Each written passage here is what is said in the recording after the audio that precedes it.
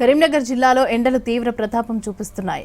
ఇక కరీంనగర్ జిల్లాలో 46 డిగ్రీల సెంటీగ్రేడ్ దాకా ఉష్ణోగ్రతలైతే నమోదవుతూ ఉండటంతో పాటు వడగాలులు కూడా వీస్తున్నాయి.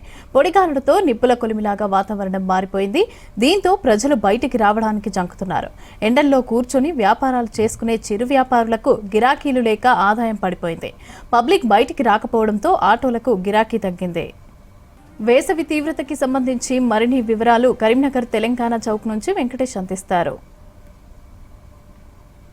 ఏప్రిల్ ఎండింగ్కి వచ్చేసరికి ఎండ తీవ్రత 46 డిగ్రీలకు చేరువైంది. ఈరోజు కరీంనగర్ జిల్లాలో వాతావరణ శాఖ విడుదల చేసిన లెక్కల ప్రకారం అత్యధికంగా 45.6 డిగ్రీల ఉష్ణోగ్రత చిగురుమామిడి మండలంలోని ఇందుర్తిలో నమోదైంది. అటు జగిత్యాల జిల్లాలోని ధర్మపురిలో 45.8 డిగ్రీల టెంపరేచర్ నమోదైంది. ప్రజెంట్ మనం కరీంనగర్ తెలంగాణ చౌక్ ఏరియాలో ఉన్నాం. ఇక్కడ వాహనాలు అయితే మనకు అత్యవసర పరిస్థితుల్లో బయటకు వచ్చిన వాళ్ళు మాత్రమే వస్తూ ఉన్నారు. మిగతా వాళ్ళు చాలా ఎండ తీవ్రత నుంచి తమను తాము కాపాడుకునేందుకు టవర్స్ క్యాప్లు పెట్టుకొని పోతూ ఉన్నారు. ఎందుకంటే 45 డిగ్రీలు అనేది మనకు సాధారణంగానైతే ఒక కొద్దిసేపు ఉన్నా కూడా మనకు వడదెబ్బ కొట్టే ప్రమాదం ఉంది. కాబట్టి చాలా జాగ్రత్తలు తీసుకోవాలని చెప్పి వాతావరణ శాఖ హెచ్చరిస్తూ ఉంది. ముఖ్యంగా మధ్యాహ్నం 11 గంటల నుంచి సాయంత్రం 4 గంటల వరకు ఈ అత్యధిక టెంపరేచర్లు నమోదవుతున్నాయి. 45 డిగ్రీల పైన టెంపరేచర్లు నమోదవుతున్నాయి. 11 గంటల నుంచి ఉదయం 9 గంటల వరకు చూస్తే కనుక 40 డిగ్రీల పైన టెంపరేచర్స్ నమోదవుతున్నాయి. ముఖ్యంగా కరీంనగర్ జిల్లా భౌగోళిక స్వరూపం కనుక చూసుకుంటే ఇక్కడ ఉష్ణోగ్రతలు ప్రతి సంవత్సరం కూడా ఏటేటా పెరుగుతూ ఉన్నాయి. అటు ఉమ్మడి జిల్లాలోని రామగుండం అయితే మనకు రాష్ట్రంలోనే అత్యధిక ఉష్ణోగ్రతలు నమోదయ్యే ప్రాంతంగా పేరుపడింది. అటు రెంటచింతల ఏపీలోని రెంటచింతల తర్వాత రామగుండంలో అత్యధిక టెంపరేచర్ నమోదవుతుంటుంది. కానీ ఒక్కొక్కసారి రామగుండంను మించి కూడా కరీంనగర్ టౌన్ లాంటి ప్రదేశాలు కావచ్చు, జగిత్యాలలో కావచ్చు చాలా ఉష్ణోగ్రతలు నమోదవుతున్నాయి. ఇప్పుడు నెక్స్ట్ మంత్ మే అనేది ఉష్ణోగ్రతలు తారాస్థాయికి చేరే నెల. ఎందుకంటే వేసవి తీవ్రత అనేది చాలా తీవ్రమయ్యే నెల ఉంటుంది. కాబట్టి ఇప్పుడే 46 డిగ్రీల దగ్గర ఉంది అంటే మేలో ఉష్ణోగ్రతలు చాలా పెద్ద ఎత్తున కూడా జరిగే అవకాశం ఉంది. కాబట్టి మనకు ఉష్ణోగ్రతల ప్రభావం అనేది జనాల్ని చాలా ఇబ్బంది పెడతా ఉంది. వ్యవసాయదారులు కావచ్చు, తర్వాత వ్యవసాయ పనులు చేసే కూలీలు కావచ్చు, చాలామంది ఇబ్బంది పడుతూ ఉన్నారు. ఒక అన్న ఇక్కడ వచ్చింది. ఏ ఊరు నుంచి వస్తారే? పైడిపల్లి. ఏం పని వచ్చినావు? ఎండ ఎట్లుంది? ఈ బ్యాంక్ కాడికి పని ఉండగా వచ్చిన ఎండ చూసినావు ఎట్లుంది? బాగా కొడుతుంది ఎండ. మీ పైడిపల్లి ఎట్లుంది? పైడిపల్లి బాగానే ఉంది. ఏమేమి పనులు జరుగుతున్నాయి? వ్యవసాయం పనులు ఇప్పుడు ఈ వ్యవసాయం పనులు పొలాలకు కోతలు ఎఫెక్ట్ ఎట్లా ఉంది మరి? కోతల ఎఫెక్ట్ ఎండకు బాగా ఇబ్బంది ఉన్నది. పనులు గదే బాగా ఇబ్బంది ఉన్నది. ఇక్కడ మనకు ఆటో డ్రైవర్లు కావచ్చు, దినసరి కూలీలు కావచ్చు చాలా ఇబ్బందులు పడుతూ ఉన్నారు. మనం చూసుకుంటే మున్సిపాలిటీ కార్మికులు కావచ్చు, తర్వాత చిన్న చిన్న వ్యాపారం చేసుకుని అరటి పండ్లు అమ్ముకునే పండ్ల వ్యాపారులు కావచ్చు, తర్వాత ఆటో డ్రైవర్లు కావచ్చు, ఇలా ప్రతి ఒక్కరు కూడా చాలా అవస్థలు పడుతూ వస్తూ ఉన్నారు. అన్న ఎక్కడి నుంచి వస్తున్నారు? ఎండ ఎట్లుంది? ఎండ బాగున్నాయి సార్. పొట్టు ఎండ కొడుతున్నాయి. ఎండలో పనికి పోతున్నాం.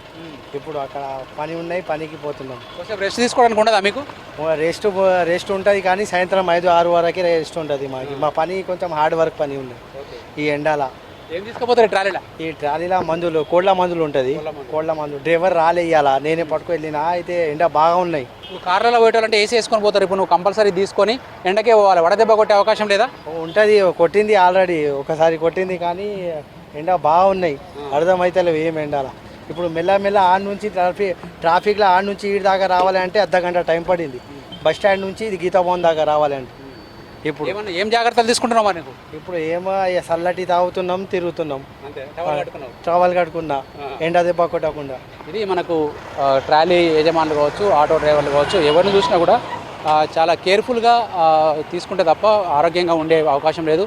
వైద్యులు కావచ్చు, ప్రభుత్వం కావచ్చు, మధ్యాహ్నం అయితే ఎట్టి బస్సులు కూడా బయటికి వెళ్ళొద్దని చెప్తా ఉన్నారు. ఇప్పుడు ఈ అన్న చూడండి, ఆటో మీద వేడి రాకుండా ఒక గ్రీన్ కవర్ మ్యాట్ వేసుకొని ఆటో నడుపుతా ఉన్నాడు. అన్న ఎట్లా ఉంది ఎండ తీవ్రత? చాలా బాగా ఘోరంగా ఉన్నది. కిరాయిలు కూడా మాకు ఏమైతే లేదు. బస్ ఫ్రీ చేసినట్టు అదొక టెన్షన్. పొద్దున్న వెళ్తున్నాం, అందుకే పొద్దున్న వెళ్ళి మ్యాట్ వేసినావు కదా, ఏమైనా ఆపుతుందా ఎండ? కొంచెం పర్లేదు అన్న. నీళ్ళతో పైన నీళ్ళు లేదు. టవల్ వేసుకున్నావు తలకాయ? దానికి ఫోన్ సేఫ్టీ. ఎందుకంటే మొన్న ఫోన్ ఎత్తుకపోయారు దొంగ. కరీంనగర్లో బాగానే ఉన్నారు దొంగలు కూడా. ఏ టైంలో వస్తుంది ఎక్కువ మీకు? ఇప్పుడే ఈ టైంలోనే మధ్యాహ్నమే 11 గంటల నుండి 2-3 దాకా అవుతుంది. సాయంత్రం ఉంటలేవు. ఈ టైంలో మీరు రెస్ట్ తీసుకోవడానికి ఉండదు? ఇక ఏముంటుంది, ఇప్పుడే కిరాయిలు అయినప్పుడే మేము కొట్టుకున్నాడు. మిగతా టైంలో తర్వాత మరి ఏం చేద్దాం. జాగ్రత్త ఎట్లా తీసుకుంటాను? ఆరోగ్యం పాడు కాకుండా ఆరోగ్యంగా వాటరు కంపల్సరీ వాటర్ తాగుతా. నేను అన్నం తినకుండా కానీ వాటర్ తాగుడు. కూల్ వాటరే, ఫ్రిడ్జ్లో వాటరే, కంపల్సరీ వాటరే, ఊరికే తాగుడే. ఇట్లా మనకు పనిచేసే వాళ్ళు మాత్రం తగు జాగ్రత్తలు తీసుకొని పనులు చేసుకుంటూనే ఉన్నారు.